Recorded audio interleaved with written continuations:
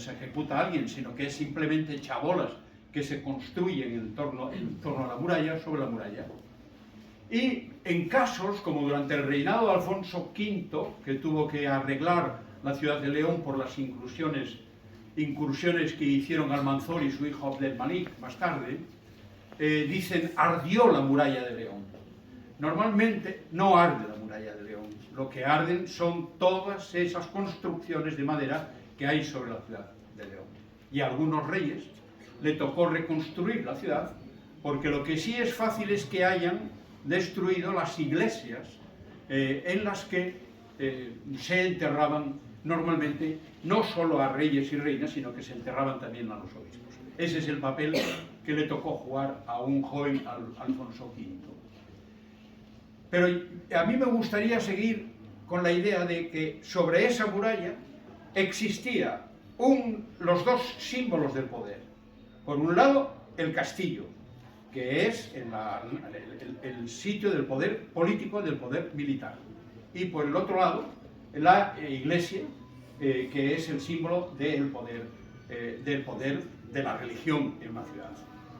Eso cambia, a veces cambia, porque en muchas ilustraciones de las ciudades que se hicieron en el siglo XVII y en el siglo XVIII, vemos que quizá el poder eclesiástico ocupa mucho más espacio, es mucho más visible. La Catedral de Colonia es mucho más visible, la Torre de Ulm es mucho más visible, la Catedral de León. Ahí entramos en una política distinta. Entramos en una política en la que la Iglesia metropolitana quiere ser la primera institución de la ciudad, y por eso aparecen estas grandes moles, porque son el reflejo de la primera institución. Las órdenes mendicantes, las órdenes predicadores, están en el siglo XIII con muchísima fuerza y a veces ocultan el poder de la Iglesia metropolitana, que es lo que quiere el Papa que se resalte, porque uno de los grandes expoliadores de la construcción de un edificio gótico como la Catedral de León es el papado, no tanto la propia ciudad, sino el papado. Bien, pues si vamos a los reyes entre el siglo X y el siglo XII, lo que nos vamos a encontrar es que hay una serie de obras. Nosotros miramos en León y veríamos en el ángulo noroeste, veríamos una iglesia, que sería la iglesia de San Isidoro, una iglesia de San Isidoro en la que han participado 3 reyes. Y en mi opinión, 3 reyes bastante discutibles por muchas cosas. Uno, Sancho el Gordo, Sancho que tienen ustedes ahí detrás, que es el que hizo una iglesia, posiblemente hizo un monasterio dúplice, que es el monasterio de San Isidoro, en el que había tanto monjas como monjes. Y después tenemos a Alfonso V, que es el que rehace como puede esa iglesia que había sido bastante destruida, pero mete prácticamente los restos de los reyes y de los obispos de Palat de Rey, que así había sido maltratada, de donde están, y los reúne en San Isidoro. Y un tercer personaje, que es Fernando I, tiene el papel de que es uno de los grandes reyes de León, pero claro, es un rey que dejó servida una guerra civil a su muerte, por repartir el reino de León precisamente. Precisamente uno de sus hijos está retratado aquí con mucha caridad por Carlos, especialmente Sancho II, que tiene una postura heroica, atravesado por una espada, pero como saben ustedes, realmente estaba en una posición bastante indecente y quedó atravesado por una lanza de tal manera que quedó hecho un 4 y no había manera de ponerle recto después. Pero en todo esto hay una mujer. En todo esto hay una mujer.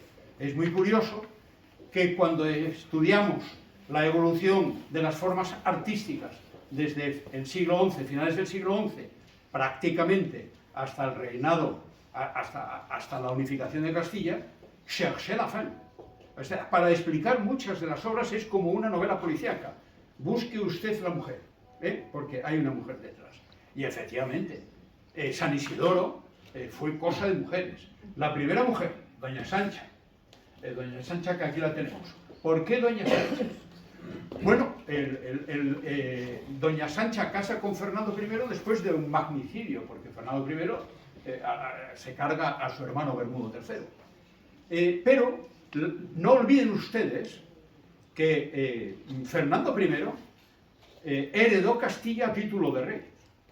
Es decir, él se consideraba rey de Castilla, porque así lo decidió su padre, y que llevó el título de su padre por doña Monia, o Munia sería hoy, y él quería enterrarse a toda costa en el panteón de los reyes de Castilla. Y todo estaba preparado para ser enterrado en San Pedro de Arlanza. Como había hecho tales barbaridades como rey, los reyes les gusta mucho rodearse de santos. Y entonces la idea que tenía era enterrarse en San Pedro de Arlanza, y además muy bien acompañadito. Para eso fastidió a Ávila, porque se llevó a Santa Sabina, a Santa Cristeta y a San Vicente y se los metió a San Pedro de Arlanza. ¿Y quién la convenció del contrario? Doña Sancha. Doña Sancha es la que empezó: haz aquí un panteón adecuado a la categoría de un rey, y tú, que eres rey de León, antes, casi después de ser rey de Castilla, pero tú te quedas aquí, porque él, la idea primera, no quería enterrarse aquí. ¿Y qué hizo? Vuelvo de nuevo, hizo tales barbaridades que necesitaba estar muy bien rodeadito. Y se trajo al pobre San Vicente, a sus hermanas Santa Sabina y Santa Cristeta, se las trajo a León, y dice: esto me parece poco, con todo lo que hice es poco para salvarme, así que vamos a ir por Santa Justa y Rufina a Sevilla. Y efectivamente, se produjo unos hechos allí con Albutamir. Bueno, hubiese dejado a los sevillanos sin estación, hubiese dejado a los sevillanos sin estación de Santa Justa y Rufina.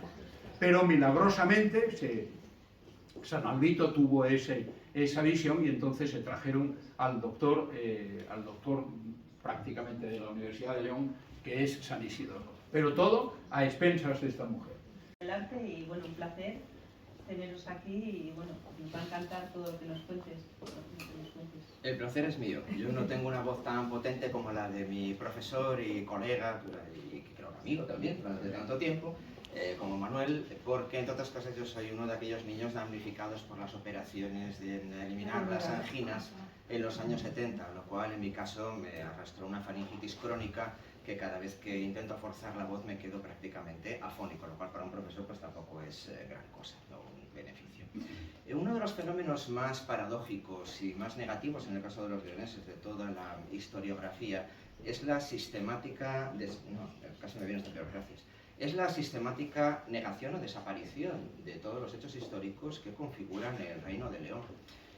Por ejemplo, en un texto muy reciente de la editorial Acal, no voy a citar a los autores, que me devoré de principio a fin, cada vez que aparecía el Reino de León aparecía calificado como negativo, problemático, dudoso, y el papel de todos los reyes leoneses en ese relato, que pretendía ser más o menos acorde con el rigor histórico de todos y cada uno de ellos, era calificado como mínimo de ambiguo o de negativo, mientras que todo el resto de los monarcas hispanos, de los reinos, eran calificados precisamente como positivos, deslumbrantes, magníficos, estructuradores prácticamente de la conciencia hispana posterior, y también caracterizados por constantes aportaciones a la historia de la conciencia de Europa. Y ese fenómeno, yo no lo digo por ser leonés, por haber nacido en León, por haber desarrollado aquí toda mi labor, por amar profundamente León, aunque no desde el punto de vista racional, porque yo soy amigo de León, parafraseando el dicho clásico, pero soy más amigo de la verdad. Y es muy interesante, curioso y también hasta incluso un poco sangrante, por ejemplo, en días particularmente como hoy, en los que los relatos de nacionalismos periféricos que se han ido alimentando durante prácticamente ya casi siglos han ido exagerando, combinando su propia leyenda, la deformación de la historia al servicio de proyectos políticos. Es, como digo, sangrante que un reino que desde el punto de vista fáctico, documental, puede aportar tal cantidad de riqueza, sin embargo, en parte también por nuestra propia culpa como leoneses, no aporte prácticamente todavía nada al relato, por así llamarlo, historiográfico contemporáneo. Y es que, como digo, resulta absolutamente sangrante, porque si bien es cierto que también hemos padecido, particularmente en décadas que todos recordaremos, la deformación de los hechos históricos para ponerlos al servicio de determinados proyectos políticos, lo cual puede resultar conveniente políticamente a corto plazo, incluso a medio plazo, pero a la larga acaba por siempre producir desgraciados acontecimientos históricos y nefastas consecuencias. Lo cierto es que cualquiera que estudie desde el punto de vista desapasionado, riguroso y objetivo el Reino de León, se encontrará con uno de los procesos políticos e históricos más apasionantes, no ya de la historia hispánica, sino de la historia europea y universal. Precisamente porque la enorme cantidad de desafíos a los que se tuvo que enfrentar, desde su condición de herencia del reino de los Astures, del reino asturiano, de los Astures, como se quiera llamar, a la fragilidad también, pero sin embargo legitimidad, de la reclamación de la herencia visigótica, particularmente de la tradición legislativa. Y todos y cada uno de los diferentes elementos críticos que los diferentes reyes, y también las pocas reinas que estuvieron, tuvieron que afrontar, son verdaderamente extraordinarios. En muchísimos momentos en los cuales el Reino de León o los reyes de León fueron protagonistas, el fragilísimo equilibrio, por ejemplo, de poder con el mundo islámico, se vio también amenazado, como digo, por instantes verdaderamente críticos.